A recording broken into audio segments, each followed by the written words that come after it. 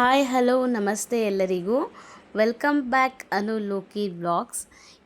ಇವತ್ತು ರಾಮನವಮಿ ಆಗಿರೋದ್ರಿಂದ ಎಲ್ಲರಿಗೂ ರಾಮನವಮಿ ಹಬ್ಬದ ಶುಭಾಶಯಗಳು. ಇವತ್ತು ಕೂಡ ಮಕ್ಕಳಿಗೆ ಸ್ಕೂಲ್ ಇತ್ತು, ಸೊ ಅದಕ್ಕೋಸ್ಕರ ಮಕ್ಕಳಿಗೆ ರೆಡಿ ಮಾಡಿ ಸ್ಕೂಲಿಗೆ ಕಳಿಸ್ಬಿಡೋಣ ಅಂತ ಹೇಳ್ಬಿಟ್ಟು ಮಕ್ಕಳನ್ನೆಲ್ಲ ರೆಡಿ ಮಾಡಿಬಿಟ್ಟು ಟಿಫನ್ ಏನೂ ಮಾಡಲಿಲ್ಲ. ಸೊ ಏನಕ್ಕಂದರೆ ಡೈಲಿ ಮಾಡೋದು ಇದ್ದೇ ಇರುತ್ತೆ ಅಂತ ಹೇಳ್ಬಿಟ್ಟು ಸ್ವಲ್ಪ ಸಾಂಬಾರಿತ್ತು, ರಸಮ್ ಇತ್ತು. ಸೊ ಅನ್ನ ಮಾಡಿಬಿಟ್ಟು ಫಸ್ಟ್ ಎದ್ದಿದ ತಕ್ಷಣ ಅನ್ನಕ್ಕೆ ಇಟ್ಕೊಂಡು ಮಕ್ಕಳಿಗೆ ರೆಡಿ ಮಾಡಿ ಅನ್ನ ತಿನ್ನಿಸ್ಬಿಟ್ಟು, ಅದು ಅನ್ನ ಸಾಂಬಾರು ಆಗಿರೋದ್ರಿಂದ ತಿನ್ನೋದಕ್ಕೆ ಸ್ವಲ್ಪ ಇದು ಮಾಡ್ತಾರೆ. ಬೆಳಿಗ್ಗೆ ಹೊತ್ತು ಟಿಫನ್ ತಿಂದು ರೂಢಿ ಆಗಿರೋದ್ರಿಂದ ಅದಕ್ಕೆ ನಾನೇ ಅನ್ನ ಊಟ ಮಾಡಿಸ್ಬಿಟ್ಟು ಕಳಿಸೋಣ ಅಂತ ಹೇಳ್ಬಿಟ್ಟು, ಎಕ್ಸಾಮ್ ಟೈಮ್ ಬೇರೆ ಆಗಿರೋದ್ರಿಂದ ಹೊಟ್ಟೆ ಹಸಿವಾದರೆ ಪಾಪ ಅಲ್ಲಿ ಮಕ್ಳಿಗೂ ಬರೆಯೋದಕ್ಕೂ ಕೂಡ ಆಗೋದಿಲ್ಲ. ಬೇರೆ ಟೈಮ್ ಅಂದರೆ ಒಂಥರ ಏನೋ ಬಿಡು ಅಂತ ಹೇಳ್ಬೋದು. ಸೊ ಎಕ್ಸಾಮ್ ಟೈಮಲ್ಲಿ ಮಕ್ಕಳು ಆ ಥರ ಹಸ್ಕೊಂಡು ಹೋದರೆ ಅಲ್ಲಿ ನೀಟಾಗಿ ಎಕ್ಸಾಮ್ ಮೇಲೆ ಫೋಕಸ್ ಮಾಡಿ ಬರೆಯೋದಕ್ಕಾಗಲ್ಲ, ಓದಿರೋದು ಕೂಡ ಮರ್ತೋಗ್ಬಿಡುತ್ತೆ. ಆ ಕಾರಣದಿಂದ ಎಷ್ಟಾಗುತ್ತೋ ಅಷ್ಟಾದರೂ ತಿನ್ಕೊಂಡು ಹೋಗಿ ಹಂಗೆ ಹೋಗಬೇಡಿ ಅಂತ ಹೇಳ್ಬಿಟ್ಟು ತಿನ್ನಿಸ್ಬಿಟ್ಟು ಕಳಿಸಿದ್ದಾಯಿತು ಮಕ್ಕಳನ್ನ. ಇನ್ನು ನಮ್ಮ ಯಜಮಾನ್ರು ಕರ್ಕೊಂಡು ಹೋದರು ಮಕ್ಕಳನ್ನ. ಅವ್ರು ಹೋದ್ಮೇಲೆ ನಾನು ಕೆಲಸಗಳನ್ನ ಸ್ಟಾರ್ಟ್ ಮಾಡಿಕೊಂಡೆ. ಮತ್ತು ಎಲ್ಲ ಪ್ರತಿಯೊಂದು ಹಬ್ಬಗಳಲ್ಲೂ ಅಷ್ಟೇ ಅವ್ರು ಹೋಗೋಷ್ಟೊತ್ತಿಗೆ, ನಮ್ಮ ಯಜಮಾನ್ರು ಹೋಗೋಷ್ಟೊತ್ತಿಗೆ, ಮಕ್ಕಳು ಹೋಗೋಷ್ಟೊತ್ತಿಗೆ ಮಾಡ್ತಿದ್ದೆ. ಸೊ ನನಗೆ ಸ್ವಲ್ಪ ಹೆಲ್ತ್ ಪ್ರಾಬ್ಲಮ್ ಇದ್ದಿದ್ದರಿಂದ, ಹುಷಾರಿಲ್ಲದೆ ಇರೋದ್ರಿಂದ ಮಾಡೋದಕ್ಕಾಗಲಿಲ್ಲ ಬೇಗ ಎದ್ದು. ಅದಕ್ಕೆ ಲೇಟಾಗೆ ಮಾಡ್ಕೊಳ್ಳೋಣ ಪರವಾಗಿಲ್ಲ ಅಂತ ಹೇಳ್ಬಿಟ್ಟು ಸುಮ್ಮನೆ ಆದೆ. ಏನು ಹೆಲ್ತ್ ಪ್ರಾಬ್ಲಮ್ ಆಗಿತ್ತು ನನಗೆ ಅಂತ ಈ ವಿಡಿಯೋದಲ್ಲೇ ಶೇರ್ ಮಾಡ್ತೀನಿ ನಿಮ್ಮ ಹತ್ರ. ಅದನ್ನೆಲ್ಲ ಹೇಳ್ಕೊಳ್ಳೋದ್ರಲ್ಲಿ ಏನು ತಪ್ಪೇನಿಲ್ಲ ಅಂತ ನನ್ನ ಒಂದು ಭಾವನೆ. ಸೊ ಅದೇ ಆಗಲೇ ಹೇಳ್ದಂಗೆ ಮಕ್ಕಳನ್ನ ಕಳಿಸ್ಬಿಟ್ಟು ಇನ್ನು ನೆಕ್ಸ್ಟು ಮನೆ ಒಳಗಡೆ ಬಂದಿದ್ದ ತಕ್ಷಣವೇ ಇನ್ನು ಹಾಲಲ್ಲೆಲ್ಲ ಪೂರ್ತಿ ಎಲ್ಲ ಹಾಸ್ಕೊಂಡು ಮಲ್ಕೋತೀವಿ ಮಕ್ಕಳು, ನಾನು, ನಮ್ಮ ಯಜಮಾನ್ರು 4 ಜನನೂ ಕೂಡ. ಏನಕ್ಕಂದರೆ ರೂಮಲ್ಲಿ ಸಿಕ್ಕಾಬಟ್ಟೆ ಸೆಕೆ, ನಮಗೆ ಮಲ್ಕೊಳ್ಳೋದಕ್ಕೆ ಆಗೋದಿಲ್ಲ. ಸೊ ಈಗಿರೋ ಬಿಸಿಲು ವಾತಾವರಣಕ್ಕೂ ಅದಕ್ಕೂ ಫುಲ್ಲು ನಮ್ಮದು ಲಾಸ್ಟ್ ಮನೆ ಆಗಿರೋದ್ರಿಂದ ಪೂರ್ತಿ ಟೆರೆಸ್ ಎಲ್ಲ ಕಾದ್ಬಿಟ್ಟಿರುತ್ತೆ. ಅದಕ್ಕೂ ರೂಮಲ್ಲಿ ಸ್ವಲ್ಪ ಗಾಳಿ ಹವನೂ ಆಡಲ್ಲ, ಕಿಟಕಿ ಒಂದೇ ಇರೋದು. ಸೊ ಕಿಟಕಿಗಳು ತೆಗಿಯೋಕೆ ಹೋದರೆ ಸೊಳ್ಳೆ ಕಾಟಗಳು ಜಾಸ್ತಿ. ಸೊ ಆ ಕಾರಣದಿಂದಾಗಿ ಚಾಪೆ ಹಾಸ್ಕೊಂಡು ಎಲ್ಲ ಕೆಳಗಡೆನೇ 4 ಜನನೂ ಮಲ್ಕೊಬಿಡ್ತೀವಿ. ಮಕ್ಕಳು ಹೋಗಿದ ತಕ್ಷಣವೇ ಎಲ್ಲ ತೆಗೆದು, ಮತ್ತು ಹಿಂದಿನ ದಿನವೇ ಬೆಡ್ಶೀಟೆಲ್ಲ ವಾಶ್ ಮಾಡ್ಕೊಂಡಿದ್ದೆ. ದಿವಾನ್ ಬೆಡ್ಶೀಟ್ ಮಾತ್ರ ವಾಶ್ ಮಾಡ್ಕೊಂಡಿದ್ದೆ. ಏನಕ್ಕಂದರೆ ದಿವಾನ್ ಮೇಲೆ ಮಲ್ಕೋತಾ ಇರ್ತೀವಿ, ಕೂತ್ಕೋತಾ ಇರ್ತೀವಿ ಅಲ್ವಾ. ವಾರಕ್ಕೆ ಒಂದು ಸಲನಾದರೂ ನಾನು ತೆಗೆದು ವಾಶ್ ಮಾಡ್ತೀನಿ. ಮಿಷಿನ್ಗೆ ತೆಗೆದು ಹಾಕ್ಬಿಡ್ತೀನಿ ಬಟ್ಟೆಗಳ ಜೊತೆ. ಸೊ ಮಂಚದ ಮೇಲ್ಗಡೆದು ರೂಮ್ದು ನಾನು ತೆಗ್ದಿಲ್ಲ. ಏನಕ್ಕೆ ತೆಗ್ದಿಲ್ಲ ಅಂದರೆ ರೂಮಲ್ಲಿ ನಾವು ಮಲಗ್ತಾ ಇಲ್ವಲ್ಲ, ಸೊ ಆ ಕಾರಣದಿಂದ ತೆಗಿಲಿಲ್ಲ. ನನಗೆ ಒಂಥರ ರಾಮನವಮಿ ಅಂತ ಅಂದರೆ ಒಂಥರ ಸ್ಪೆಷಲ್ ಅಂತಲೇ ಹೇಳ್ಬೋದು. ಸುಮಾರು ವರ್ಷಗಳಿಂದ ಕೂಡ ನಾನು ಆಚರಣೆ ಮಾಡ್ಕೊಂಬಂದಿದ್ದೀನಿ. ಆ ಕಾರಣದಿಂದಾಗಿ ನನಗೆ ಏನೋ ಒಂಥರ ಗೊತ್ತಿಲ್ಲ ಏನು ಅಟ್ಯಾಚ್ಮೆಂಟು ಅಂತ. ಬಟ್ ನಾನು ಅಷ್ಟು ವರ್ಷಗಳಿಂದನೂ ಮಾಡ್ಕೊಬತ್ತಾ ಇದ್ದೀನಿ. ಮದುವೆ ಆಗಿದ್ದಾಗಿಂದ ಅಲ್ಲ, ಮದುವೆಗಿಂತ ಮುಂಚೆಯಿಂದನೂ ಒಂಥರ ಏನೋ ರಾಮನವಮಿ ಅಂದ್ರೇ ನನಗೆ ಸ್ಪೆಷಲ್ ಅಂತಲೇ ಹೇಳ್ಬೋದು. ಆ ಕಾರಣದಿಂದಾಗಿ ನಾನು ರಾಮನವಮಿನ ಚೆನ್ನಾಗಿ ಒಂಥರ ಹಬ್ಬದ ಥರನೇ ಆಚರಣೆ ಮಾಡ್ತೀನಿ ಅಂತಲೇ ಹೇಳ್ಬೋದು. ಅದಕ್ಕೋಸ್ಕರ ಬೆಡ್ಶೀಟ್ ಎಲ್ಲ ತೆಗೆದು ಹಿಂದಿನ ದಿನವೇ ಎಲ್ಲ ವಾಶ್ ಮಾಡಿ, ಬಟ್ಟೆಗಳನ್ನೆಲ್ಲ ವಾಶ್ ಮಾಡಿ ಕ್ಲೀನ್ ಮಾಡಿ ಇಟ್ಕೊಂಡಿದ್ದೆ. ಬಟ್ಟೆದೇನು ನನಗೆ ಟೆನ್ಷನ್ ಇರಲಿಲ್ಲ. ಬಟ್ಟೆ ಎಲ್ಲ ಮುಗೀತು ಅಂದರೆ ಮಿಕ್ಕಿದ ಕೆಲಸ ಎಲ್ಲ ಈಸಿಯಾಗಿ ಆಗುತ್ತೆ ಅಂತಲೇ ಹೇಳ್ಬೋದು. ಮಿಷಿನ್ಗೆ ಹಾಕ್ಬೋದು, ಬಟ್ ಆದ್ರೂ ಏನೋ ಒಂಥರ ಬಟ್ಟೆಗಳಿದ್ರೆ ಬೇಜಾರಾಗ್ತಾ ಇರುತ್ತೆ. ಸೊ ಬಟ್ಟೆ ಎಲ್ಲ ಹಿಂದಿನ ದಿನವೇ ಎಲ್ಲ ಮುಗಿಸ್ಕೊಬಿಟ್ಟಿದ್ದೆ. ಮತ್ತು ಇನ್ನೊಂದು ಏನಂದರೆ, ಇತ್ತೀಚಿನ ದಿನಗಳಲ್ಲಿ ಗ್ಯಾಸ್ ಪ್ರಾಬ್ಲಮ್ ಆಗಿರೋದ್ರಿಂದ ನಾನು ಆಲ್ರೆಡಿ ಸುಮಾರು ಒಂದು 2 ವ್ಲಾಗಲ್ಲಿ ನಿಮ್ಮ ಹತ್ರ ಶೇರ್ ಮಾಡ್ಕೊಂಡಿದ್ದೀನಿ. ನಮ್ಮ ಮನೆಯವರು 7 ಗಂಟೆ 7:30 ಅಷ್ಟೊತ್ತಿಗೆ ನಮ್ಮ ಯಜಮಾನ್ರು ಬಂದುಬಿಡ್ತಿದ್ದಾರೆ ಮನೆಗೆ. ಸ್ವಲ್ಪ ಗ್ರೋಸರೀಸ್ ಎಲ್ಲ ಸ್ವಲ್ಪ ಮಾತ್ರ ಖಾಲಿಯಾಗಿತ್ತು, ಜಾಸ್ತಿ ಖಾಲಿಯಾಗಿರಲಿಲ್ಲ. ಏನು ಪ್ರಾಬ್ಲಮ್ ಆಯಿತು ಅಂತ ಹೇಳಿದ್ರೆ, ನಮ್ಮಮ್ಮ ಆಯಿಲ್ ಖಾಲಿಯಾಗಿದೆ, ನನಗೆ ಆಯಿಲ್ ತಂದುಕೊಡು ಅಂತ ಅಮ್ಮ ಕೇಳಿದ್ರು. ಮತ್ತು ಇನ್ನೊಂದು ಏನಂದರೆ, ಇವಾಗ ಸ್ವಲ್ಪ ಇರಾನಲ್ಲಿ ಯುದ್ಧ ನಡೀತಿರೋದ್ರಿಂದ ಸ್ವಲ್ಪ ಆಯಿಲ್ ಐಟಮ್ಸ್ ಎಲ್ಲ ಸ್ವಲ್ಪ ಕಮ್ಮಿ ಮಾಡಿ, ಆಯಿಲ್ ರೇಟ್ ಎಲ್ಲ ಜಾಸ್ತಿ ಆಗುತ್ತೆ. ಮತ್ತು ಸೀಮೆಎಣ್ಣೆ, ಪೆಟ್ರೋಲು, ಡೀಸೆಲ್ಲು, ಈ ಗ್ಯಾಸು, ಈ ಥರ ಎಲ್ಲ ಪ್ರಾಬ್ಲಮ್ಸ್ ಎಲ್ಲ ಹೇಳಿದ್ರಲ್ವ. ಸೊ ಅದು ಹೇಳಿದ್ಮೇಲೆ ನಮಗೆ ಹೆಂಗೆ ಇರೋದಕ್ಕಾಗುತ್ತೆ, ಮನಸ್ಸು ಹೆಂಗೆ ಬರುತ್ತೆ ಅಲ್ವಾ. ಸೊ ಆ ಕಾರಣದಿಂದಾಗಿ ನಾನೇನು ಮಾಡಿದೆ, ಸೊ ಹಿಂಗೆ ಅಂತ ಅಮ್ಮನಿಗೆ ಹೇಳಿದ್ದಕ್ಕೆ, ನನಗೆ ಎಣ್ಣೆ ಖಾಲಿ ಆಗಿಬಿಟ್ಟಿದೆ, ನನಗೆ ಎಣ್ಣೆ ತಂದುಕೊಡು ಅಂತ ಕೇಳಿದ್ರು ಅಮ್ಮ.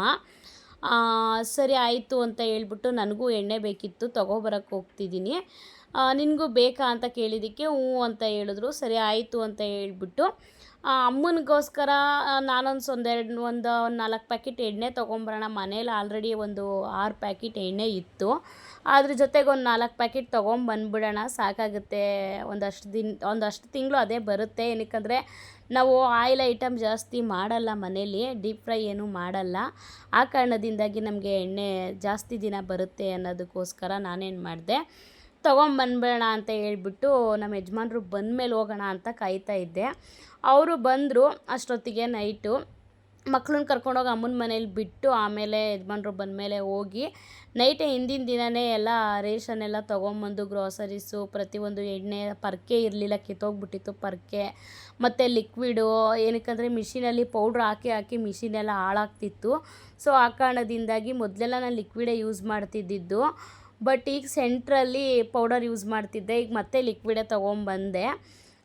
ಮತ್ತು ಬೇಕಾಗಿರೋ ಐಟಮ್ಸ್ ಎಲ್ಲ ಏನೇನು ಗ್ರೋಸರೀಸು ಮತ್ತು ಗೋಧಿ ಎಲ್ಲ ತೊಗೊಂಬಂದಿದ್ದಾಯಿತು. ತೊಗೊಂಡು ಬಂದಮೇಲೆ ನೀಟಾಗಿ ಎಲ್ಲ ಜೋಡಿಸ್ಕೋಬೇಕಾಗಿತ್ತು. ಜೋಡಿಸ್ಕೊಳ್ಳೋಷ್ಟು ನನಗೆ ನೈಟು ಟೈಮ್ ಇರಲಿಲ್ಲ, ಬಂದಿದ್ದೆ 10 ಗಂಟೆ 10:30 ಆಗೋಯಿತು. ಆ ಕಾರಣದಿಂದಾಗಿ ಎಲ್ಲ ಹಂಗಂಗೆ ಇಟ್ಬಿಟ್ಟಿದ್ದೀನಿ. ಬಿಲ್ ಕೂಡ ನೋಡ್ತಾ ಇರ್ಬೋದು, ನೆನ್ನೆ ಡೇಟ್ನ ನೀವು 26/3/2026 9:37ಗೆ ನೈಟು ಬಿಲ್ಲಾಗಿದ್ದು. ಸೊ ನಾನು ಅಲ್ಲಿ ಐಸ್ ಕ್ರೀಮು ಅದು ಇದು ಎಲ್ಲ ತಿಂದುಬಿಟ್ಟು ಸ್ವಲ್ಪ ಗಂಟ್ಲು ಕೂಡ ಹೋಗ್ಬಿಟ್ಟಿದೆ ನಂದು. ನೋಡ್ತಾ ಇರ್ಬೋದು ಬಿಲ್ಲು 5,433 ರೂಪಾಯಿ ಆಗೈತೆ.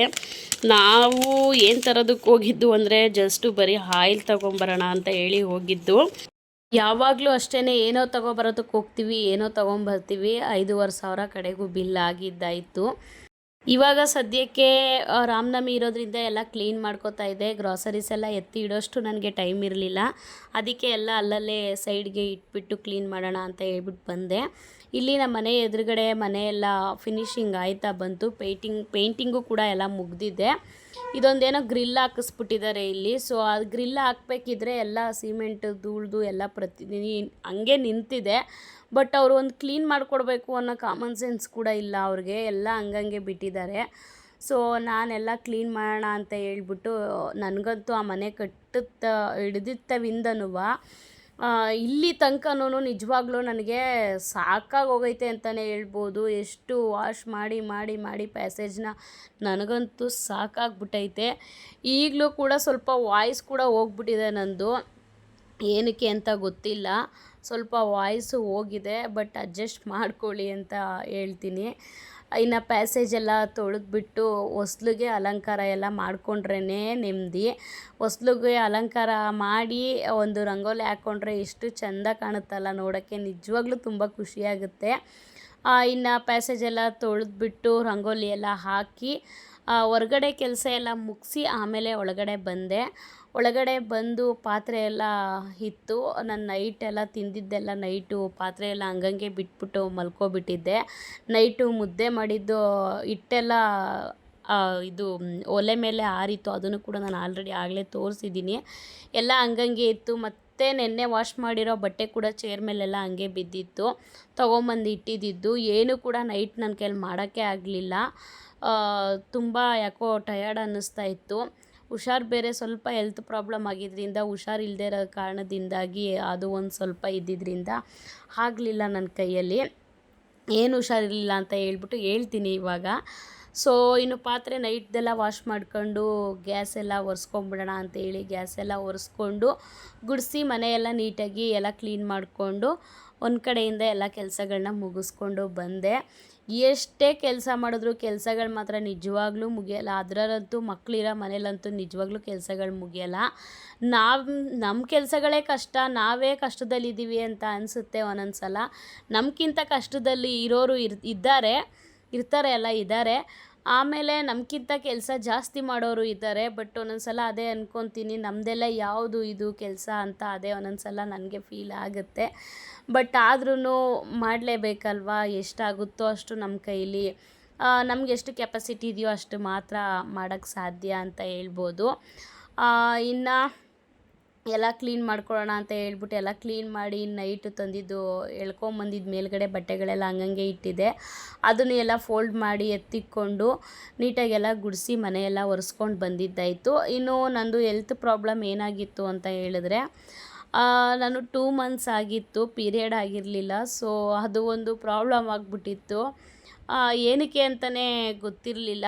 ಅದು ಸಿಕ್ಕಾಪಟ್ಟೆ ಪೇಯ್ನೆಲ್ಲ ಆಗ್ತಿತ್ತು, ಬಟ್ ಪೀರಿಯಡೇ ಆಗ್ತಿರಲಿಲ್ಲ. ಇಷ್ಟು ವರ್ಷಗಳಾದರೂ ಕೂಡ ನನಗೆ ಯಾವತ್ತೂ ಯಾವ ವರ್ಷವೂ ಕೂಡ ನನಗೆ ಈ ಥರ ಪ್ರಾಬ್ಲಮ್ ಆಗಿರಲಿಲ್ಲ. ಬಟ್ ಈ ಥರ ಆಗಿಬಿಟ್ಟಿತ್ತು. ಏನು ಮಾಡೋದು ಅಂತಲೇ ಗೊತ್ತಾಗಿಲ್ಲ.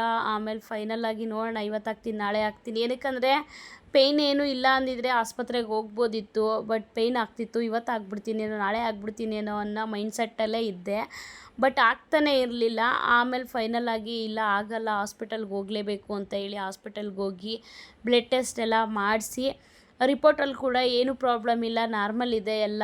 ಏನಕ್ಕಂದರೆ ನನಗೆ ಥೈರಾಯ್ಡ್ ಇರೋದ್ರಿಂದ, ಥೈರಾಯ್ಡ್ ಏನಾದರೂ ಹಾರ್ಮೋನ್ಸ್ ಚೇಂಜ್ ಆದರೆ, ವೇರಿಯೇಷನ್ ಏನಾದರೂ ಆದರೆ ಥೈರಾಯ್ಡಿಂದ ಆ ಥರ ಪೀರಿಯಡ್ ಪ್ರಾಬ್ಲಮ್ ಆಗುತ್ತೆ ಅಂತ ಹೇಳಿದರು. ಥೈರಾಯ್ಡ್ ಬಂದು ನನ್ನ ಮಗ ಪ್ರೆಗ್ನೆಂಟಲ್ಲಿ ಬಂದಿದ್ದು. ಬಟ್ ಅವಾಗಿಂದ ಇದಿರೋ ಥೈರಾಯ್ಡು, ಅವಾಗಿಂದ ಟ್ಯಾಬ್ಲೆಟ್ ನುಂಗ್ತಾ ಇದ್ದೀನಿ. ಅವಾಗಿಂದ ಇಲ್ಲದೇ ಇರೋ ಪ್ರಾಬ್ಲಮ್ಮು ಈಗ ಹೆಂಗೆ ಸಡನ್ನಾಗಿ ಬರೋದಕ್ಕೆ ಸಾಧ್ಯ ಅಲ್ವಾ? ಸೊ ಅದಕ್ಕೆ ಥೈರಾಯ್ಡು ಏನು ಪ್ರಾಬ್ಲಮ್ ಇಲ್ಲ, ಬ್ಲಡ್ ಎಲ್ಲ ಚೆನ್ನಾಗೇ ಇದೆ, ಹಾರ್ಮೋನ್ಸು ಏನು ಪ್ರಾಬ್ಲಮ್ ಇಲ್ಲ ಅಂತ ಹಾರ್ಮೋನ್ಸ್ ಟೆಸ್ಟ್ ಎಲ್ಲ ಮಾಡಿದ್ರು. ಬಟ್ ನೋಡಿದ್ರೆ ಏನೂ ಪ್ರಾಬ್ಲಮ್ ಇಲ್ಲ ಅಂತಲೇ ಬಂತು. ಬಟ್ ಆದರೂ ನಾನು ಪೀರಿಯಡ್ ಆಗೇ ಇರಲಿಲ್ಲ. ಆಮೇಲೆ ಅವರು ಹಾಸ್ಪಿಟಲಲ್ಲಿ ಪ್ರೆಗ್ನೆನ್ಸಿ ಟೆಸ್ಟ್ ಎಲ್ಲ ಮಾಡಿದ್ರು. ಬಟ್ ನೆಗೆಟಿವ್ ಅಂತಲೇ ಬಂತು. ಅದು ಒಂದು ಭಯ ಆಗ್ಬಿಟ್ಟಿತ್ತು. ಅದ್ರ ಜೊತೆಗೆ ಈ ಪೇಯ್ನು, ಅದ್ರ ಜೊತೆಗೆ ಆ ಬೇಜಾರು.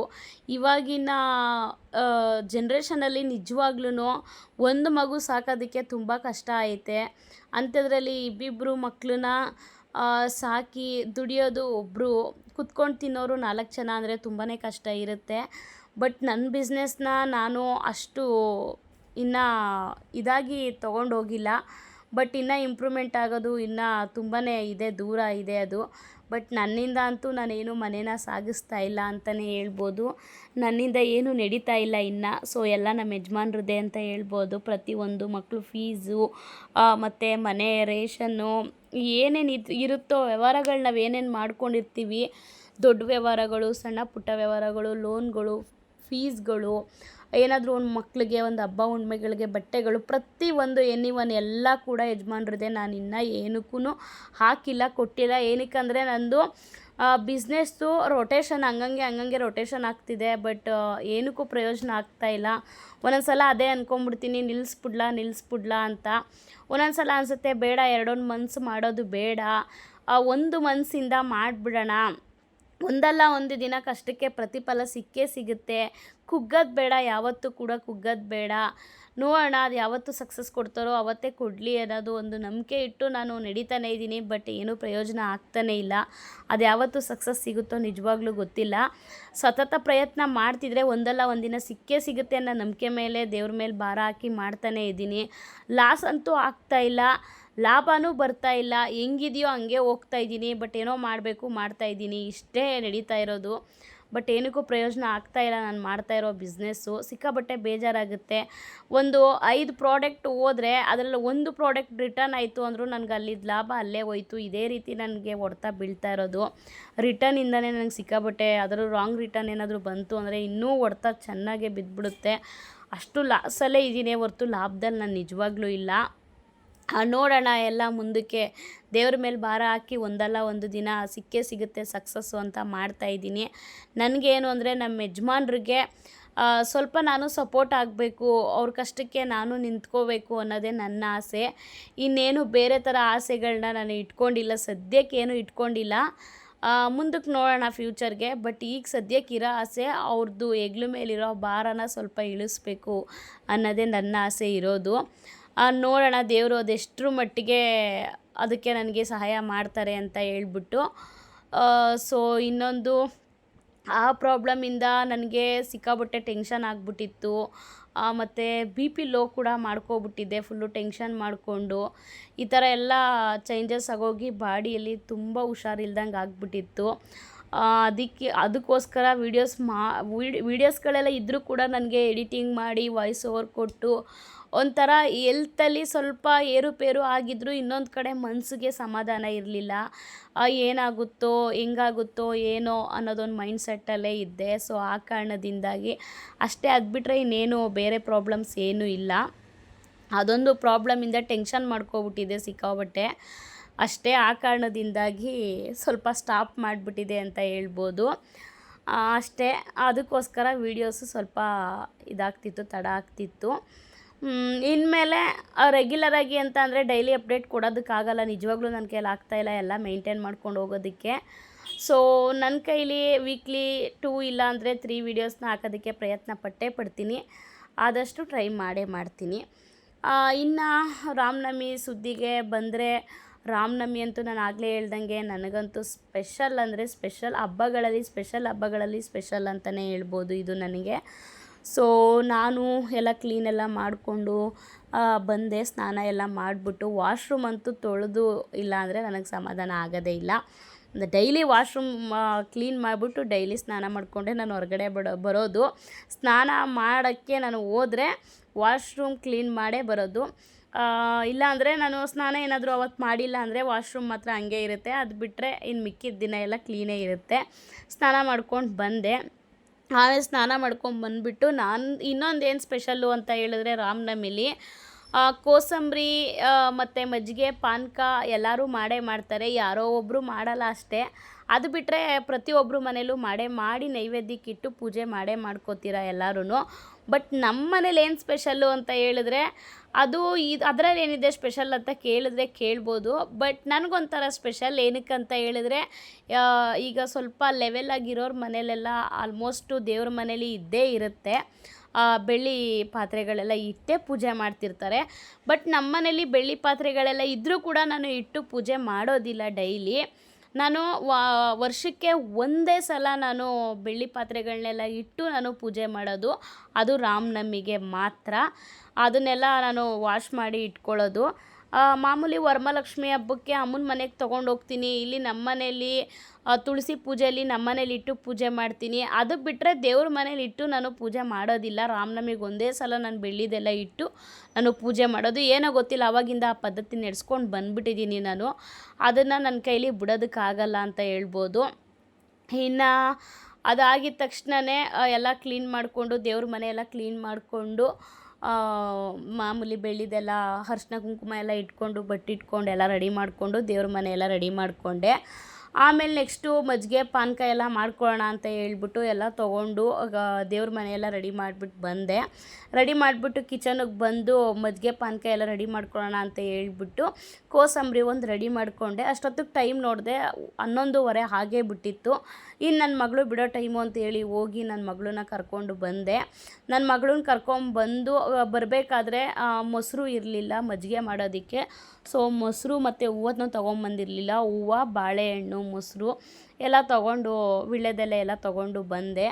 ಎಲ್ಲ ತೊಗೊಂಡು ಬಂದಾದಮೇಲೆ ಇಟ್ಬಿಟ್ಟು ಆಮೇಲೆ ಪಾನಕ ಮಾಡ್ಕೊಳ್ಳೋಣ ಅಂತ ಹೇಳ್ಬಿಟ್ಟು ಪಾನಕ ಮಜ್ಜಿಗೆ ಎರಡನ್ನೂ ಮಾಡಿಕೊಂಡು ಆಮೇಲೆ ನೈವೇದ್ಯಕ್ಕೆ ಇಟ್ಕೊಳ್ಳೋಣ ಅಂತ ಹೇಳ್ಬಿಟ್ಟು ಎಲ್ಲ ರೆಡಿ ಮಾಡಿ ಇಟ್ಕೋತಾ ಇದ್ದೆ. ಇನ್ನು ದೇವ್ರ ಮನೆಯೆಲ್ಲ ರೆಡಿ ಮಾಡಿದ್ದೆ. ಬಟ್ ಹೂವು ಒಂದು ತಂದಿರಲಿಲ್ಲ. ಯಾವುದೇ ಒಂದು ಹಬ್ಬಗಳಾದರೂ, ಯಾವುದು ಸಣ್ಣ ಪುಟ್ಟಗಳ ಹಬ್ಬಗಳಾಗಿರ್ಬೋದು, ದೊಡ್ಡದಾಗಿ ನಾವು ಆಚರಿಸ್ಬೋದು, ಯಾವುದೇ ಹಬ್ಬಗಳಾದರೂ ಹಿಂದಿನ ದಿನವೇ ನಾವೆಲ್ಲ ತೊಗೊಂಬಂದು ಇಟ್ಕೋತೀವಿ. ಬಟ್ ಅದೇ ಆಗಲೇ ಹೇಳಿದ್ನಲ್ಲ, ನನಗೆ ಇದು ಫುಲ್ಲು ಟೆನ್ಷನ್ ಮಾಡ್ಕೊಬಿಟ್ಟಿದೆ ನಾನು. ಏನಾಗುತ್ತೋ ಏನೋ ಅಂತ ಗೊತ್ತಿಲ್ವಲ್ಲ. ಅಪ್ಪಿತಪ್ಪಿ ಏನಾದರೂ ಪ್ರೆಗ್ನೆಂಟ್ ಅಂತ ಏನಾದರೂ ನ್ಯೂಸ್ ಏನಾದರೂ ಇತ್ತು ಅಂತ ಹೇಳಿದ್ರೆ ನಿಜವಾಗ್ಲೂ ಈ ಥರ ಅಬೋಷನ್ಸು ಅದು ಇದು ಮಾಡಿಸ್ಬೇಕು ಅಂದರೆ ನಿಜವಾಗ್ಲೂ ನೋವಾಗುತ್ತೆ. ಅದೊಂದು ಬೇಜಾರಿತ್ತು ನನಗೆ, ಹಿಂಗಪ್ಪ ತೆಗ್ಸೋಕ್ಕಾಗುತ್ತೆ ಅಂತ ಹೇಳ್ಬಿಟ್ಟು. ಅದೊಂದು ಟೆನ್ಷನ್ಗೆ ಹಂಗೂ ನನಗೆ 2 ಮಕ್ಕಳಾಗಿದೆ, ಆಪ್ರೇಷನ್ನು ಕೂಡ ಆಗಿದೆ. ಒಂದೊಂದು ಸಲ ಆಪ್ರೇಷನ್ ಏನಾದ್ರು ಸಕ್ಸಸ್ ಆಗಿಲ್ಲ ಅಂತ ಹೇಳಿದ್ರೆ 10 ವರ್ಷ ಗ್ಯಾಪ್ ಇದ್ದರೂ ಆಗೋರ್ಗೆ ಆಗಿಬಿಡುತ್ತೆ ಅಂತ ಎಲ್ಲ ಹೇಳಿ ಎದುರಿಸ್ಬಿಟ್ರು. ಆ ಕಾರಣದಿಂದ ಸ್ವಲ್ಪ ನಾನು ಎದುರುಬಿಟ್ಟೆ ಅಂತ ಹೇಳ್ಬೋದು. ಟೆನ್ಷನ್ ಮಾಡ್ಕೊಂಬಿಟ್ಟೆ. ಹೆಂಗಪ್ಪ ಇವಾಗಿನ ಇದರಲ್ಲಿ 2 ಮಕ್ಳನ್ನ ಸಾಕೋದೇ ಕಷ್ಟ. ಅದೇ ಆಗಲೇ ಹೇಳ್ದಂಗೆ ಇನ್ನೊಂದು ಹೆಂಗೆ ಅನ್ನೋದೊಂದು ಫುಲ್ ಟೆನ್ಷನ್ ತೊಗೊಬಿಟ್ಟಿದ್ದೆ. ಆಮೇಲೆ ಇವಾಗ ಆಗ್ಬಿಡ್ತೀನೇನೋ, ನಾಳೆ ಆಗ್ಬಿಡ್ತೀನೇನೋ ಅದೊಂದು ಟೆನ್ಷನ್ ಇತ್ತು. ಆಮೇಲೆ ಹಾಸ್ಪಿಟಲ್ಗೆ ಬರೀ ದುಡ್ಡು ಸುರಿಯೋದೇ ಆಗಿತ್ತು, ಅದೊಂದು ಟೆನ್ಷನ್ ಆಗಿಬಿಟ್ಟಿತ್ತು. ಈ ಮನೇಲಿ ಇವಾಗ ಸದ್ಯದ ಪರಿಸ್ಥಿತಿಗೆ ನಮಗಿರೋ ಪರಿಸ್ಥಿತಿ ಕಷ್ಟಕ್ಕೂ ನಾವು ಹಾಸ್ಪಿಟಲ್ಗೆ ಸುರಿತಾ ಇರೋದಕ್ಕೂ ಅದೊಂದು ಟೆನ್ಷನ್ ಆಗಿಬಿಟ್ಟಿತ್ತು. ದುಡ್ಡು ದುಡ್ಡು ದುಡ್ಡು ದುಡ್ಡು ಬಾಯಲ್ಲಿ ಅನ್ನೋದಷ್ಟೇ ದುಡ್ಡು ಅಂತ. ನಿಜವಾಗ್ಲೂ ಖರ್ಚು ಬಂತು ಅಂದರೆ ಅಷ್ಟು ಹಂಗೆ ಕಿತ್ಕೊಂಡು ಹೋಗ್ಬಿಡುತ್ತೆ ದುಡ್ಡು ಅಂತಲೇ ಹೇಳ್ಬೋದು. ಅದೇ ದುಡ್ಡನ್ನ ಸಂಪಾದನೆ ಮಾಡೋದಕ್ಕೆ ನಾವು ಎಷ್ಟು ಕಷ್ಟಪಡ್ತೀವಿ, ಬಟ್ ಅದೇ 5 ನಿಮಿಷದಷ್ಟೊತ್ತಿಗೆ ಅದು ಹಂಗೆ ಹೋಗ್ಬಿಡುತ್ತೆ ಅಂತ ಹೇಳ್ಬೋದು ದುಡ್ಡು. ಅದು ಹೆಂಗೆ ಖರ್ಚಾಗುತ್ತೆ ಅಂತಲೇ ಗೊತ್ತಾಗಲ್ಲ. ಕಷ್ಟ ಮಾತ್ರ ಆ ದುಡ್ಡು ಸಂಪಾದನೆ ಮಾಡೋದಕ್ಕೆ ನಾವು ಅಷ್ಟೇ ಕಷ್ಟಪಡ್ತೀವಿ, ಬಟ್ ಹಂಗೆ ಖರ್ಚಾಗ್ಬಿಡುತ್ತೆ ಅಂತಲೇ ಹೇಳ್ಬೋದು. ಇನ್ನು ಎಲ್ಲ ರೆಡಿ ಮಾಡಿಕೊಂಡು ಹೂವು ಎಲ್ಲ ಹಾಕ್ಕೊಂಡೆ. ಹಿಂದಿನ ದಿನವೇ ಅದೇ ಆಗಲೇ ಹೇಳ್ದಂಗೆ ತೊಗೊಂಬಂದು ಇಟ್ಕೋತಿದ್ವಿ, ಬಟ್ ಅದೇ ಮನ್ಸಿಗೆ ಸಮಾಧಾನನೇ ಇರಲಿಲ್ಲ. ಬಟ್ ಆದರೂ ನಾನು ಅವಾಗಿಂದ ಬಂದ್ಬಿಟ್ಟಿದ್ದೀನಿ. ಅದು ಹೆಂಗೆ ರಾಮನವಮಿ ದಿನ ನಾನು ಮಾಡದೇ ಇರೋಕ್ಕಾಗುತ್ತೆ ಅಂತ ಹೇಳ್ಬಿಟ್ಟು ಅದೇ ಬೇಜಾರಿಗೆ ಬೆಳಿಗ್ಗೆ ಕೂಡ ನಮ್ಮ ಯಜಮಾನ್ರು ಹೋಗೋಷ್ಟೊತ್ತಿಗೆ ಮಾಡ್ತಿದ್ದೋಳು. ಇವತ್ತು ಕೂಡ ನಾನು ಅವ್ರು ಹೋಗೋಷ್ಟೊತ್ತಿಗೆ ಮಾಡೋದಕ್ಕಾಗಲೇ ಇಲ್ಲ ನನ್ನ ಕೈಯಲ್ಲಿ. ಸೊ ನಾನು ನಿಧಾನಕ್ಕೆ ಮಾಡ್ಕೋತೀನಿ. ನನಗೆ ಯಾಕೋ ಮನಸ್ಸಿಲ್ದಿರೋ ಮನಸ್ಸಲ್ಲಿ ನಾನು ಪೂಜೆ ಕೂಡ ಮಾಡೋದಕ್ಕೆ ಹೋಗಲ್ಲ. ಆಮೇಲೆ ಆಟೋಮೆಟಿಕ್ಲಿ ಇವರೆಲ್ಲ ಹೋದ್ಮೇಲೆ ನನಗೆ ಸ್ವಲ್ಪ ಸಮಾಧಾನ ಆಯಿತು. ಇಲ್ಲ ಮಾಡಲೇಬೇಕು, ಅದು ಹೆಂಗೆ ರಾಮನವಮಿ ನಾನು ಬಿಡೋಕ್ಕಾಗುತ್ತೆ, ಅದು ಅವತ್ತಿಂದ ಬಂದ್ಬಿಟ್ಟಿದ್ದೀನಿ ಆ ಪದ್ಧತಿನ, ಆಗಲ್ಲ ಮಾಡಲೇಬೇಕು ಅಂತ ಹೇಳ್ಬಿಟ್ಟು ನಿಧಾನಕ್ಕೆ ಮಾಡ್ಕೊಳ್ಳೋಣ, ಏನು ತೊಂದರೆ ಇಲ್ಲ. ಇಬ್ಬರು ಮಕ್ಕಳು ಬರೋ ತನಕ ಪರವಾಗಿಲ್ಲ, ಏನು ಮಧ್ಯಾಹ್ನದೊತ್ತು ದೀಪ ಹಚ್ಚಬಾರ್ದು ಅನ್ನೋದೇನಿಲ್ಲ. ರೂಲ್ಸು ರೆಗ್ಯುಲೇಷನ್ಸು ಎಲ್ಲ ನಾವು ಮಾಡ್ಕೊಂಡಿರೋದು. ದೇವರು ಈಗ ನಮಗೆ ಕಷ್ಟ ಬಂತು ಅಂತಂದರೆ ದೇವರು ಟೈಮು, ಗಳಿಗೆ, ದಿನ, ವಾರ, ಒಪ್ಪತ್ತು ಎಲ್ಲ ನೋಡಿ ಬರೋದಿಲ್ಲ. ಒಳ್ಳೇದು ಮಾಡೋದಕ್ಕೆ, ಹೆಲ್ಪ್ ಮಾಡೋದಕ್ಕೆ ಬೇರೆ ರೂಪದಲ್ಲಿ. ಇಂಥ ಟೈಮು ಅಂತ ಇಲ್ಲ, ಎಂಥ ಟೈಮ್ಗಾದರೂ ಕಳಿಸ್ತಾರಲ್ವ. ಸೊ ಹಾಗೇ ಪೂಜೆ ಮಾಡೋದಕ್ಕೂ ನಾನು ಯಾವುದು ಟೈಮು, ಕಾಲ, ಗಂಟೆ ಏನು ನೋಡಲ್ಲ. ನನಗೆ ಯಾವಾಗ ಬರುತ್ತೋ ನನಗೂ ಒಂದೊಂದು ನಮ್ಮ ಯಜಮಾನ್ರು ಅದೇ ಹೇಳ್ತಾರೆ, ನಿನಗೇನಾದರೂ ಲೂಸಾ, ಒಂದೊಂದು ಸಲ 2 ಗಂಟೆ ರಾತ್ರಿ 3 ಗಂಟೆ ರಾತ್ರಿಗೆ ಒಂಥರ ಮನ್ಸಿಗೆ ಸಮಾಧಾನ ಇಲ್ಲಾಂದರೆ, ಯಾರಾದರೂ ಅಲ್ಟ್ ಮಾಡಿಬಿಟ್ಟಿದ್ರೆ, ಯಾರಾದರೂ ಬೇಜಾರು ಮಾಡಿಬಿಟ್ಟಿದ್ರೆ, ನನಗೆ ನಿದ್ರೆ ಬರ್ತಾಯಿಲ್ಲ ಅಂದರೆ, ಏನಾದರೂ ಟೆನ್ಷನ್ ತಲೆಗೆ ಹಾಕೋಗ್ಬಿಟ್ಟಿದ್ರೆ, ಅಂಥ ಟೈಮಲ್ಲಿ ನಾನೇನು ಮಾಡ್ತೀನಿ, 3 ಗಂಟೆ ಆದರೂ ಸರಿ, 4 ಗಂಟೆ ರಾತ್ರಿ ಆದರೂ ಸರಿ, ಬೆಳಗಿನ ಜಾವ ದೇವ್ರ ಮನೇಲಿ ಕೂತ್ಕೊಂಡು ಅಳ್ತಾ ಇರ್ತೀನಿ, ಇಲ್ಲ ಕಡ್ಡಿ ಹಚ್ಚಿ ಪೂಜೆ ಮಾಡ್ತಾಯಿರ್ತೀನಿ. ನಮ್ಮ ಯಜಮಾನ್ರು ಎದ್ಬಿಟ್ಟು ಅದೇ ಬೈತಾ, ನಿಂಗೇನು ಲೂಸಾ, ಏನಾಗೈತೆ ನಿನಗೆ, ಯಾಕೆ ಈ ಥರ ಹೋಗಿ ದೇವ್ರ ಮನೇಲಿ ಕೂತಿದ್ಯಾ ಅಂತ ಬೈತಾ ಇರ್ತಾರೆ. ಆ ಥರ ಲೂಸು ನಾನು. ಯಾವಾಗ ಬೇಕೋ ಎಷ್ಟೊತ್ತಲ್ಲಿ ಬೇಕೋ ಅಷ್ಟೊತ್ತಲ್ಲಿ ಮಾಡ್ತೀನಿ. ನನಗೆ ಮನಸ್ಸಿಲ್ವಾ, ನಾನು ಪೂಜೆ ಮಾಡೋಕ್ಕೆ ನನಗೆ ಇದಿಲ್ವಾ, ನನಗೆ ಒಂಥರ ಬೇರೆ ಮೈಂಡ್ಸೆಟ್ಟಲ್ಲೇ ಇದ್ದೀನ, ನನಗೆ ಮಾಡೋಕ್ಕೆ ಮನಸ್ಸಿಲ್ದಿರೋ ಮನಸ್ಸಲ್ಲಿ ಮಾತ್ರ ನಿಜವಾಗ್ಲೂ ನಾನು ದೇವ್ರ ಮನೆ ಕಡೆ ಹೋಗೋದೇ ಇಲ್ಲ. ಅದೇ ಮನಸ್ಸಿತ್ತು ಅಂದರೆ ಎಷ್ಟೊತ್ತಲ್ಲಾದರೂ ಪರವಾಗಿಲ್ಲ, ನಾನು ಪೂಜೆ ಮಾಡ್ತೀನಿ. ಅದು ಒಂದು ಮನಸ್ಸು ಒಂದು ಸ್ವಚ್ಛವಾಗಿರಬೇಕು ಅಷ್ಟೇ ನನಗೆ. ಅದು ಬಿಟ್ಟರೆ ಬೇರೆ ಇನ್ನೇನಿಲ್ಲ. ಅದಕ್ಕೋಸ್ಕರ ಇಲ್ಲ ಮಾಡಲೇಬೇಕು ಅಂತ ಹೇಳಿ ಫೈನಲಾಗಿ ರಾಮನವಮಿ ಮಾತ್ರ ನಿಜವಾಗ್ಲೂ ಸೂಪರಾಗಾಯಿತು ಅಂತಲೇ ಹೇಳ್ಬೋದು. ಆಗ್ತಾಯಿಲ್ಲ ಮಾಡೋಕ್ಕೆ ಅನ್ನೋ ಮನಸ್ಸಿಟ್ಕೊಂಡೆ ಮಾಡೋದಕ್ಕೆ ಹೋದೆ, ಬಟ್ ಸೂಪರಾಗಾಯಿತು ರಾಮನವಮಿ ಅಂತಲೇ ಹೇಳ್ಬೋದು. ನನಗಂತೂ ಫುಲ್ಲು ಕುಣಿದಾಡ್ಬಿಡೋಷ್ಟು ಸಮಾಧಾನ ಆಯಿತು. ಎಷ್ಟು ಸಮಾಧಾನ ಆಯಿತು ಅಂದರೆ ಪೂಜೆ ಎಲ್ಲ ಮಾಡಿದ್ಮೇಲೆ ಅಷ್ಟು ಸಮಾಧಾನ ಕೊಟ್ಟರು ಅಂತಲೇ ಹೇಳ್ಬೋದು. ಇನ್ನು ಪೂಜೆ ಎಲ್ಲ ಮಾಡಿ ಮುಗಿಸ್ಕೊಂಡು ಮಕ್ಕಳು ಅಷ್ಟೊತ್ತಿಗೆ ಇಬ್ಬರು ಬಂದ್ರಲ್ಲ, ಮಜ್ಜಿಗೆ ಅಷ್ಟು ಇಂಟ್ರೆಸ್ಟ್ ಕೊಡಲ್ಲ ಮಕ್ಕಳು ಕುಡಿಯೋದಕ್ಕೆ. ಪಾನಕ ಕೊಟ್ಟೆ ಕುಡಿದ್ರು. ಇನ್ನು ಸ್ವಲ್ಪ ಹೊತ್ತು ಕೂತಿದ್ದೆ, ನಂದು ಸ್ವಲ್ಪ ಪ್ಯಾಕಿಂಗ್ಗಳೆಲ್ಲ ಇತ್ತು, ಪ್ಯಾಕಿಂಗ್ ಮುಗಿಸ್ಕೊಂಡೆ. ಇನ್ನು ಅಮ್ಮನ ಫ್ಯಾಕ್ಟ್ರಿಲಿ ಓನರ್ ಬಂದು ಸೇಟುಗಳಾಗಿರೋದ್ರಿಂದ ಅವರು ರಾಮನವಮಿ ಚೆನ್ನಾಗಿ ಆಚರಿಸ್ತಾರೆ ಅಲ್ವಾ. ಸೊ ವರ್ಷ ರಜಾ ಕೊಡ್ತಿದ್ರು, ಬಟ್ ಈ ವರ್ಷ ಏನೋ ಅಮ್ಮನಿಗೆ ರಜಾ ಕೊಟ್ಟಿಲ್ಲ. ಹಾಫ್ ಡೇ 1 ಗಂಟೆಗೆ ಕಳಿಸ್ಬಿಟ್ಟಿದ್ದಾರೆ ಅಮ್ಮನ್ನ. ಸೊ ಅಮ್ಮನು ಬರ್ತೀನಿ ಅಂತ ಹಿಂದಿನ ದಿನವೇ ಹೇಳಿದರು. ನೀನೇನು ಅಲ್ಲೇನು ಮಾಡ್ಕೊಂಡು ಕೂತ್ಕೊಂಬೇಡ ಅಮ್ಮ, ನಮ್ಮನೆಗೆ ಬಂದ್ಬಿಡು ಅಂತ ಹಿಂದಿನ ದಿನವೇ ಹೇಳಿದೆ. ಮಧ್ಯಾಹ್ನನೇ ಕಳಿಸ್ತಾರೆ ಅಂತ ಹೇಳಿದೆಯಲ್ಲ, ಇಲ್ಲಿ ನಮ್ಮನೆಗೆ ಡೈರೆಕ್ಟಾಗಿ ಬಂದ್ಬಿಡು ಅಂತ. ಅಮ್ಮ ಹಂಗೂ ಡೈರೆಕ್ಟಾಗಿ ಬಂದೇ ಇಲ್ಲ, ಮನೆಗೆ ಹೋಗಿ ಬಟ್ಟೆ ಎಲ್ಲ ಚೇಂಜ್ ಮಾಡಿಕೊಂಡು ದೀಪ ಹಚ್ಬಿಟ್ಟು ಬಂದಿದ್ದಾರೆ. ಆಮೇಲೆ ಬಂದಮೇಲೆ ನಾನು ಹೇಳಿದೆ, ಏನೂ ಮಾಡೋಕ್ಕೆ ಹೋಗ್ಬೇಡ, ಎಲ್ಲ ಇಲ್ಲೇ ಮಾಡಿದ್ದೀನಿ, ಏನೂ ಮಾಡೋಕ್ಕೆ ಹೋಗ್ಬೇಡ ಅಂತ ಹೇಳ್ಬಿಟ್ಟು. ಆಮೇಲೆ ಸರಿ ಆಯಿತು ಅಂತ ಹೇಳಿ ಅಮ್ಮನಿಗೆ ಮಜ್ಜಿಗೆ ಪಾನಕ ಕೊಡೋಣ ಅಂತ ಹೇಳ್ಬಿಟ್ಟು ಕೊಟ್ಟೆ. ಕುಡಿತಾಯಿದ್ರು ಕೂತ್ಕೊಂಡು, ಏನೇನೋ ಮಾತಾಡ್ತಾಯಿದ್ರು, ಇರುತ್ತಲ್ವ. ಅಮ್ಮ ಅಂತೂ ನಮ್ಮನೆಗೆ ಬಂದು ಅಲ್ಲೇ ಸುಮಾರು ದಿನಗಳೇ ಆಯಿತು ಅಂತ ಹೇಳ್ಬೋದು. ಇನ್ನು ಯುಗಾದಿ ಹಬ್ಬ ಅಮ್ಮನ ಮನೇಲಿ ಮಾಡಿದ್ವಿ. ಯುಗಾದಿ ಹಬ್ಬ ಆದಮೇಲೆ ನಮ್ಮಮ್ಮ ನಮ್ಮ ಮನೆಗೆ ಬಂದೇ ಇಲ್ಲ, ಬರ್ಡೇಗೂ ಕೂಡ ಬಂದಿಲ್ಲ. ಸುಮಾರು ಒಂದು 15 ದಿವಸನೇ ಆಗೈತೆ ನಮ್ಮಮ್ಮ ಬಂದು ಅಂತಲೇ ಹೇಳ್ಬೋದು. ಇವತ್ತೇ ಬಂದಿರೋದು. ಆಮೇಲೆ ನಾವು ಗ್ರೋಸರೀಸ್ ಎಲ್ಲ ತಂದಿದ್ವಲ್ಲ ಹಿಂದಿನ ದಿನ, ಅದನ್ನೆಲ್ಲ ಅಮ್ಮ ಹೆಂಗೂ ಇದ್ರಲ್ಲ, ಇನ್ನು ನನಗೆ ಏನೂ ಮಾಡೋ ಅಂಥದ್ದು ಇರಲಿಲ್ಲ. ನುಗ್ಗೆಕಾಯಿನ ತೊಗೊಂಬಂದಿದ್ದೆ, ನುಗ್ಗೆಕಾಯಿ ಹಾಕ್ಬಿಟ್ಟು ಬೇಳೆ ಸಾಂಬಾರು ಮಾಡಿಬಿಡೋಣ, ಒಂದು ಸ್ವಲ್ಪ ಏನಾದರೂ ಬೋಂಡನೋ ಇಲ್ಲ ಏನಾದರೂ ಬಜ್ಜಿ ಏನಾದರೂ ಮಾಡ್ಕೊಳ್ಳೋಣ ಅಂತ ಹೇಳ್ಬಿಟ್ಟು ಬಾಳೆಕಾಯಿನ ತೊಗೊಂಬಂದಿದ್ದೆ. ಬಾಳೆಕಾಯಿ ಹಾಕ್ಬಿಟ್ಟು ಬಾಳೆಕಾಯಿ ಬಜ್ಜಿ ಮಾಡಿಬಿಟ್ಟು ನುಗ್ಗೆಕಾಯಿ ಬೇಳೆ ಸಾರು ಮಾಡಿಬಿಡೋಣ ಅಂತ ಹೇಳ್ಬಿಟ್ಟು ಪಾಯಸ ಮಾಡೋಣ ಅಂತ ಅಂದ್ಕೊಂಡೆ. ಬಟ್ ನನಗೆ ನಿಜವಾಗ್ಲೂ ಸಾಕಾಯಿತು, ಬೆಳಿಗ್ಗೆಯಿಂದ ಕೆಲಸ ಜಾಸ್ತಿ ಆಯಿತು. ಅದರಲ್ಲೂ ಈ ಬಿಸಿಲಲ್ಲಿ ಈ ಸೆಕೆಯಲ್ಲಿ ಸ್ಯಾರಿನ ವೇರ್ ಮಾಡಿಕೊಂಡು ಮಾಡ್ತೀನಿ ಅಂದರೆ ಕೆಲಸನ ನಿಜವಾಗ್ಲೂ ಆಗಲ್ಲ. ನನಗಂತೂ ಒಂಥರ ಸ್ಯಾರಿ ಕಂಫರ್ಟಬಲ್ ಅಂತಲೇ ಹೇಳ್ಬೋದು. ನನಗೆ ಸ್ಯಾರಿ ಹಾಕ್ಕೊಂಡ್ರೆ ಏನು ಜಾಸ್ತಿ ಹಿಂಸೆ ಆಗಲ್ಲ, ಬಟ್ ನನಗೆ ಖುಷಿ ಕೊಡುತ್ತೆ. ಸೊ ಆ ಕಾರಣದಿಂದಾಗಿ ನಾನು ಸ್ಯಾರಿನೇ ವೇರ್ ಮಾಡಿಕೊಂಡು ಎಲ್ಲ ಕೆಲಸಗಳನ್ನೂ ಮಾಡಿದೆ ಅಂತಲೇ ಹೇಳ್ಬೋದು. ಇನ್ನು ಗ್ರಾಸರೀಸ್ ಎಲ್ಲ ಹಳೇದು ಹೊಸದು ಎಲ್ಲ ಕ್ಲೀನ್ ಮಾಡ್ಕೊಳ್ಳೋಣ, ಜೋಡಿಸ್ಕೊಳ್ಳೋಣ ಅಂತ ಹೇಳ್ಬಿಟ್ಟು ಇನ್ನೇನೆಲ್ಲ ಕೆಲಸಗಳು ಮುಗ್ದಿತ್ತಲ್ಲ. ಇನ್ನು ಅಮ್ಮ ಬಂದು ಅಲ್ಲಿ ಅಮೂಲ್ ಫ್ಯಾಕ್ಟ್ರಿ ಹತ್ರ ಒಂದು ದೇವಸ್ಥಾನ ಇದೆ, ಸೊ ಅಲ್ಲಿ ಪ್ರಸಾದ ಕೊಟ್ಟಿದ್ದಾರೆ. ಆ ಪ್ರಸಾದ ತೊಗೊಂಬಂದಿದ್ರು ಅಮ್ಮ, ಮಕ್ಳಿಗೆ ಹಾಕ್ಕೊಟ್ರು ಪ್ಲೇಟ್ಗೆ. ಇನ್ನು ಮಕ್ಕಳು ತಿಂದ್ಕೊಂಡು ಕೂತಿದ್ರು. ನಾನು ನುಗ್ಗೆಕಾಯಿ ಬೇಳೆ ಸಾಂಬಾರು ಮಾಡಿ ಇಟ್ಟಿದ್ದೆ, ಬಟ್ ಮಕ್ಕಳು ಅಷ್ಟೊತ್ತಿಗೆ ಅಮ್ಮ ಬಂದ್ರಲ್ವ, ಆ ಪಲಾವ್ ಏನೋ ತೊಗೊಂಬಂದಿದ್ರು. ಅದೇ ಪಲಾವ್ನೇ ನಾನು ಅಮ್ಮ ಮಕ್ಕಳು ಎಲ್ಲರೂ ತಿಂದ್ವಿ. ಮಾಡಿದ ಅಡುಗೆ ಎಲ್ಲ ಹಂಗೆ ಉಳ್ಕೋತು, ಬಿಡು ಅದೇ ನೈಟ್ಗಾಗುತ್ತೆ ಅಂತ ಹೇಳ್ಬಿಟ್ಟು ನೈಟ್ಗೆ ಒಂದೇ ಸಲ ಬಜ್ಜಿ ಹಾಕ್ಕೊಳ್ಳೋಣ ಅಂತ ಹೇಳ್ಬಿಟ್ಟು ಬಜ್ಜಿ ಹಿಟ್ಟೆಲ್ಲ ಕಲಸಿ ಇಟ್ಟಿದೆ.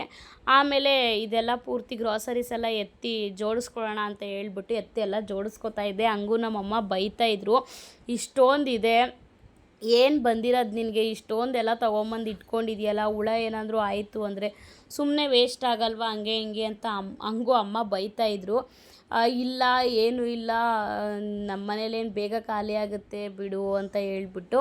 ಇನ್ನು ನಾವು ಸಡನ್ಲಿ ಏನಾದರೂ ಊರಿಗೂ ಏನಾದರೂ ಹೋಗಬೇಕು ಅಂತ ಅಂದಾಗ ನಾವು ನಮ್ಮ ಅತ್ತೆ ಊರಿಂದ ಅದಿಲ್ಲ ಇದಿಲ್ಲ ಇದಿಲ್ಲ ಅದಿಲ್ಲ ಅಂತ ಹೇಳ್ತಾ ಇರ್ತಾರೆ. ಅವಾಗ ಹೇಳಿದಾಗ ನಾವು ಇಲ್ಲಿಂದ ತೊಗೊಂಡೋಗ್ಬೇಕಾದ್ರೆ ನಾನು ಆ ಟೈಮಲ್ಲಿ ನನ್ನ ಹತ್ರ ದುಡ್ಡಿರುತ್ತೆ ಇರಲ್ಲ, ಅಮೌಂಟ್ ಶಾರ್ಟೇಜ್ ಬಂತು. ಬಟ್ ಎಲ್ಲೂ ಹೊರಗಡೆ ಹೋಗಿ ತಗೊಬರೋ ಟೈಮಲ್ಲೂ ಇರಲ್ಲ, ಎಷ್ಟೊತ್ತಲ್ಲಿ ಬೇಕು ಅಷ್ಟೊತ್ತಲ್ಲೇ ಊರಿಗೆ ಹೊರಟ್ಬಿಡ್ತೀವಿ ನಾವು. ಮನೇಲಿ ಒಂದು ಸ್ವಲ್ಪ ಇತ್ತು ಅಂದರೆ ತೊಗೊಂಡೋಗ್ಬೋದು, ಮನೆಗೂ ಆಗುತ್ತೆ. ಅದಲ್ಲದೆ ಇವಾಗ ಏನೇನೋ ಸ್ವಲ್ಪ ಗ್ರಾಸರೀಸು ಅದು ಇದು ಎಲ್ಲ ಐಟಮ್ಸ್ ಎಲ್ಲ ಜಾಸ್ತಿ ಆಗುತ್ತೆ ಅಂತ ಬೇರೆ ಹೇಳಿದಾರಲ್ವ. ಬಿಡು ಇರುತ್ತೆ, ಏನಾಗಲ್ಲ. ಅದೇ ಹುಳ ಬೀಳ್ದಂಗೆ ನೀಟಾಗಿ ಅವಾಗವಾಗ ನೋಡ್ಕೋತಾ ಇರಬೇಕು. ಫ್ರಿಜ್ ಇದೆ, ಫ್ರಿಜ್ಗೆ ಇಟ್ಕೊಳ್ಳೋಣ, ಏನು ತೊಂದರೆ ಇಲ್ಲ ಬಿಡು ಅಂತ ಹೇಳ್ಬಿಟ್ಟು ನಾನು ಅದೇ ಪ್ಲ್ಯಾನ್ ಮಾಡಿಕೊಂಡೆ. ಎಲ್ಲ ಗ್ರಾಸರೀಸ್ ಎಲ್ಲ ಫೈನಲಾಗಿ ಎಲ್ಲ ಎತ್ತಿ ಜೋಡಿಸ್ಬಿಟ್ಟು ಆಮೇಲೆ ಅಮ್ಮಂಗೆ ಊಟ ಹಾಕ್ಕೊಟ್ಟೆ. ಊಟ ಮಾಡಿಬಿಟ್ಟು ಅಮ್ಮನೂ ಕೂಡ ಹೊರಟ್ರು. ಇನ್ನು ಅದಾದಮೇಲೆ ನಮಗೆ ಇವತ್ತು ಶುಕ್ರವಾರ ರಾಮನವಮಿ, ಇನ್ನು ನಾಳೆ ಬಂದು ಶನಿವಾರ ನಮ್ಮದು ಊರಲ್ಲಿ ಆಂಜನೇಯ ಸ್ವಾಮಿದು ಹರಿಸೇವೆ ಇತ್ತು. ಸೊ ಊರಿಗೆ ಬೇರೆ ಮಾರ್ನಿಂಗ್ ಎದ್ದು ಹೋಗಬೇಕಿತ್ತು. ಅದು ಇನ್ನೂ ಆ ಕಡೆ ಡೌಟಲ್ಲೇ ಇತ್ತು, ಇನ್ನು ಏನು ಅಂತ ಗೊತ್ತಿರಲಿಲ್ಲ. ಇನ್ನು ಅಮ್ಮ ಊಟ ಮಾಡಿಕೊಂಡು ಹೊರಟಿದ್ದಾಯಿತು. ಇನ್ನು ನಾವು ಎಲ್ಲ ಕೂತ್ಕೊಂಡು ಯಜಮಾನ್ರು ಬಂದ ಮೇಲೆ ಎಲ್ಲ ಕೂತ್ಕೊಂಡು ಊಟ ಮಾಡೋಣ ಅಂತ ಹೇಳ್ಬಿಟ್ಟು ಊಟ ಮಾಡ್ತಾಯಿದ್ವಿ. ಯಜಮಾನ್ರು ಕೂಡ 8 ಗಂಟೆ 8:30 ಅಷ್ಟೊತ್ತಿಗೆಲ್ಲ ಬಂದುಬಿಟ್ರು. ಒಟ್ಟಿಗೆ ಕೂತ್ಕೊಂಡು ಊಟ ಮಾಡ್ತಾಯಿದ್ವಿ. ನನ್ನ ಮುಖ ನೋಡ್ತಾ ಇರ್ಬೋದು, ನಗು ಮುಖನೇ ಇಲ್ಲ, ಮುಖ ಊದಿಸ್ಕೊಂಡು ನಾನು ಎಲ್ಲರಿಗೂ ಊಟ ಬಡಿಸ್ತಾ ಇದ್ದೆ. ಏನು ಬೆಳಗ್ಗೆಯಿಂದ ರಾಮನವಮಿ ರಾಮ ಅಂತ ಆಂಜನೇಯ ಅಂತ ಹುಚ್ಚಿ ಥರ ಆಡ್ತಾ ಇರ್ತೀಯ. ಅಷ್ಟು ಇದಾಗಿ ಭಕ್ತಿಯಿಂದ ಯಾವ ಹಬ್ಬನೂ ಮಾಡದೇ ಇರೋಳು ಈ ಹಬ್ಬ ಅಷ್ಟು ಇಂಟ್ರೆಸ್ಟ್ ಕೊಟ್ಟು ಮಾಡ್ತೀಯ, ನಿನಗೇನಾಗೈತೆ ಮುಖ ಊದಿಸ್ಕೊಂಡು ಕೂತಿದ್ಯಲ್ಲ ಇವಾಗ ಅಂತ ಬೈತಾಯಿದ್ರು. ಹಂಗೆ ಹಿಂಗೆ ಅದೇ ಗೊತ್ತಲ್ಲ ಆಗಲೇ ಹೇಳಿದ್ನಲ್ಲ, ಮಾರ್ನಿಂಗು ಬೆಳಿಗ್ಗೆ ಎದ್ದು ಊರಿಗೆ ಹೋಗ್ಬೇಕಿತ್ತು, ಹರಿಸೇವೆ ಇತ್ತು ಅಂತ, ಬರಲ್ಲ ರಜೆ ಸಿಗಲ್ಲ ಅಂತ ಹೇಳಿದರು. ಆ ಕಾರಣದಿಂದ ಅವ್ರ ಮೇಲೆ ಮುನ್ಸ್ಕೊಂಡು ಕೋಪ ಮಾಡಿಕೊಂಡು ಮಾತಾಡ್ದೇ ಊಟಕ್ಕೆ ಬಡಿಸ್ತಾ ಇದ್ದೆ. ಹಂಗೂ ಬಜ್ಜಿ ಎಲ್ಲ ನಾನು ಆಲ್ರೆಡಿ ಹಾಕ್ಬಿಟ್ಟಿದ್ದೆ, ಒಂದು ಟ್ರಿಪ್ ಬಜ್ಜಿ ಎಲ್ಲ ಹಾಕ್ಬಿಟ್ಟಿದ್ದೆ. ಗೊತ್ತಿತ್ತಲ್ಲ ಇನ್ನೇನೋ ಬರ್ತಾರೆ ಅಂತ ಹೇಳ್ಬಿಟ್ಟು, ಸೊ ಒಂದು ಟ್ರಿಪ್ ಬಜ್ಜಿ ಹಾಕ್ಬಿಟ್ಟಿದ್ದೆ.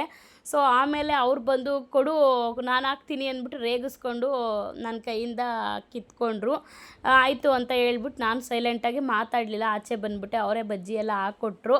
ಅದಾದಮೇಲೆ ಎಲ್ಲ ತೊಗೊಂಬಂದು ಆಚೆ ನಾನೇ ಇಟ್ಟೆ. ಇನ್ನು ಮಜ್ಜಿಗೆ ಪಾನಕ ಅದು ಇದು ಎಲ್ಲ ಇತ್ತಲ್ವ, ಎಲ್ಲರಿಗೂ ಕೊಟ್ಟೆ ಕುಡ್ದು ಖಾಲಿ ಮಾಡಿಬಿಡಿ ಅಂತ ಹೇಳ್ಬಿಟ್ಟು. ಅದೇ ಅವ್ರಿಗೆ ಡೈರೆಕ್ಟಾಗಿ ಹೇಳಲ್ಲ, ಮಕ್ಕಳು ಕಡೆಯಿಂದ ಹೇಳಿ ನಿಮ್ಮ ಅಪ್ಪಂಗೆಲ್ಲ ಕುಡ್ದು ಖಾಲಿ ಮಾಡೋಕ್ಕೆ ಹೇಳ್ರೋ ಅಂತ ಈ ಥರ ಹೇಳೋದು. ನಿಮ್ಮ ಅಮ್ಮನ್ನೇ ಕುಡಿಯೋಕ್ಕೆ ಹೇಳ್ರೋ, ನಾನು ಕುಡಿಯಲ್ಲ ಕಣ್ರೋ ಅಂತ ಈ ಥರ ರೇಗಿಸೋದು. ಮಾತಾಡ್ಸೋದ್ಮೇಲೆ ಏನಕ್ಕೆ ಕುಡಿಬೇಕು, ಏನಕ್ಕೆ ತಿನ್ನಬೇಕು, ಹಾಗೆ ಹಿಂಗೆ ಇವಳು ಕೈಲಿ ಮಾಡಿರೋದನ್ನ ಹೇಳ್ಬಿಡ್ರೋ ತಿನ್ನಲ್ಲ ಅಂತ ಹಿಂಗೆ ರೇಗಿಸೋದು. ಈ ಥರ ಎಲ್ಲ ರೇಗಿಸ್ತಾಯಿದ್ರು. ನನಗೆ ನಗು ಬರ್ತಿತ್ತು ಒಳಗಡೆ, ಆದರೂ ಕೋಪ, ಆ ನಗುನ ತಡ್ಕೊಂಡು ಕೋಪದಲ್ಲೇ ನಾನು ಊಟ ಬಡಿಸ್ತಾಯಿದ್ದೆ. ಇತ್ತೆಲ್ಲ ಸಿಟ್ಟು, ನಾಳೆ ಕರ್ಕೊಂಡು ಹೋಗಲ್ಲ ಅಂತ. ಲಾಸ್ಟ್ ಇಯರು ಕೂಡ ಹೋಗೋದಕ್ಕಾಗಿರಲಿಲ್ಲ ನನಗೆ. ಈ ವರ್ಷವೂ ಹೋಗೋಕ್ಕಾಗಿಲ್ಲ ಅಂದರೆ ಅದು ಬೇರೆ ಹಬ್ಬಗಳಾದರೆ ನಾನು ನೋ ಟೆನ್ಷನ್, ತಲೆನೇ ಕೆಡಿಸ್ಕೊಳ್ಳಲ್ಲ. ಬಟ್ ಅದು ನಮ್ಮದು ಹನುಮಂತರಾಯನ ಸೇವೆ ಅಂತಾದರೆ ನಿಜವಾಗ್ಲೂ ನನಗೆ ಜೀವ ಇರಲ್ಲ ಇಲ್ಲಿ. ಅದಕ್ಕೆ ನಾನು ನೈಟು ಏನು ಮಾಡ್ತೀರೋ ನೀವೇ ಮಾಡಿ, ನಮ್ಮನ್ನು ಕರ್ಸ್ಕೊಳ್ಳೋ ಥರ ಇತ್ತು ಅಂದರೆ ನೀವೇ ಕರ್ಸ್ಕೊಳ್ಳಿ, ಇಲ್ಲಾಂದರೆ ಬೇಡ ಬಿಡಿ ಆಯಿತು ಅಂತ ಅಂದ್ಕೊಂಡು ನಾನು ಹನುಮಂತರ ಹಿಂಗೆ ಬೈಕೊಂಡು ನೈಟು ಕೊಚ್ಚ ಕೊಚ್ಚ ಅಂತ ಎಷ್ಟೋ ಬೈಕೊಂಡು ನಾನು ಸುಮ್ಮನೆ ಹಂಗೆ ಗುರ್ರ ಅಂತ ಇದೆ ನಮ್ಮ ಮನೆಯವ್ರ ಹತ್ರ. ಅವ್ರು ಹಂಗೂ ಹಿಂಗೂ ಏನು ಅಷ್ಟೊತ್ತಕ್ಕ ಇರ್ತೀಯ, ಇರು ಅಂತಲೇ ಇದ್ದರು. ಆಮೇಲೆ ಅವರೇ ಮಾತಾಡ್ಸಿದ್ರು. ನೋಡೋಣ ತಡಿಯಮ್ಮ, ನಾನು ಏನಮ್ಮ ಮಾಡಲಿ, ರಜೆ ಸಿಕ್ಕಿಲ್ಲ. ಆಮೇಲೆ ಏನೋ ಶಾಕಿಂಗ್ ನ್ಯೂಸ್ ಕೊಟ್ಬಿಟ್ರು. ಸೊ ಆ ಕಾರಣದಿಂದಾಗಿ ಮಾತಾಡ್ಸೋ ಹಂಗಾಯಿತು. ಸರಿ ಆಯಿತು ಬಿಡಿ ಆಯಿತು ಅಂದ್ಬಿಟ್ಟು ಸೈಲೆಂಟ್ ಆದೆ. ಊರಿಗೆ ಹೋಗದೆ ಇರೋದು ಕ್ಯಾನ್ಸಲ್ ಆಯಿತು. ಬಿಡು ಆಯಿತು ಅಂತ ಹೇಳ್ಬಿಟ್ಟು ಅವ್ರ ಪಾಡ್ಗೆ ಅವರು ಬೆಳಗ್ಗೆ ಎದ್ದು ಡ್ಯೂಟಿಗೆ ಹೋಗೋ ಥರ ಆಯಿತು. ಮತ್ತು ನಾವು ಊರಿಗೆ ಹೋದ್ವಾ ಹೋಗ್ಲಿಲ್ವಾ, ಏನಾಯಿತು ಎತ್ತಾಯಿತು ನೆಕ್ಸ್ಟ್ ವೀಡಿಯೋದಲ್ಲಿ ಬರುತ್ತೆ. ಅರಸವೆಗೆ ಹೋದ್ವಾ ಇಲ್ವಾ ಅನ್ನೋದು ನೆಕ್ಸ್ಟ್ ವೀಡಿಯೋದಲ್ಲಿ ಬರುತ್ತೆ ಅಂತ ಹೇಳ್ತಾ ಇವತ್ತಿನ ಈ ವಿಡಿಯೋನ ನಾನು ಇಲ್ಲಿಗೆ ಮುಗಿಸ್ತಾ ಇದ್ದೀನಿ. ಈ ವಿಡಿಯೋ ಏನಾದರೂ ನಿಮ್ಗೆ ಇಷ್ಟ ಆಯಿತು ಅಂದರೆ ದಯವಿಟ್ಟು ಒಂದು ಲೈಕ್ ಕೊಡಿ. ಯಾರಾದರೂ ಹೊಸ್ದಾಗಿ ನನ್ನ ಚಾನಲ್ ನೋಡ್ತಿದ್ರೆ ಸಬ್ಸ್ಕ್ರೈಬ್ ಮಾಡ್ಕೊಂಡು ನೋಡಿ ಅಂತ ಹೇಳ್ತಾ ಮತ್ತೆ ನಾಳೆ ವಿಡಿಯೋದಲ್ಲಿ ಭೇಟಿ ಆಗೋಣ. Thank you for watching. Bye.